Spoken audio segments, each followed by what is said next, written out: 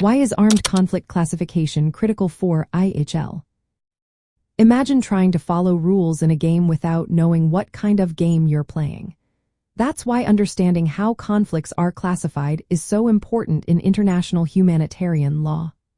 When a conflict breaks out, it's essential to know if it's an international or non-international armed conflict. This classification shapes the rules that apply and the protections people can expect. International armed conflicts happen between two or more states or involve military occupations.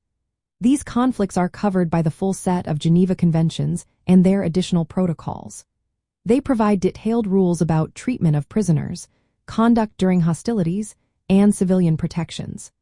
Non-international armed conflicts, on the other hand, happen within a single country, usually between government forces and organized armed groups.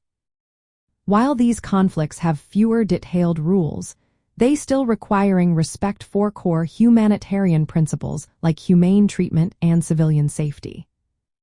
The Geneva Conventions make this distinction clear.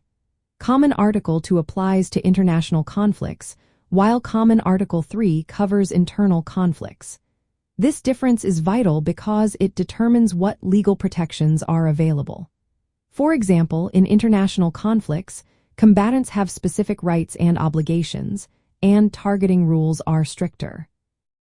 In internal conflicts, the focus is more on protecting civilians and ensuring humane treatment, even if the rules are less detailed. Classifying a conflict correctly also guides how parties are held accountable. War crimes are judged based on the type of conflict and the rules that apply. If a situation is wrongly classified, violations might not be prosecuted properly. This classification also helps humanitarian organizations decide how to act. The International Committee of the Red Cross uses the conflict type to determine what legal framework applies to their aid and protection efforts. In today's world, conflicts are often complex.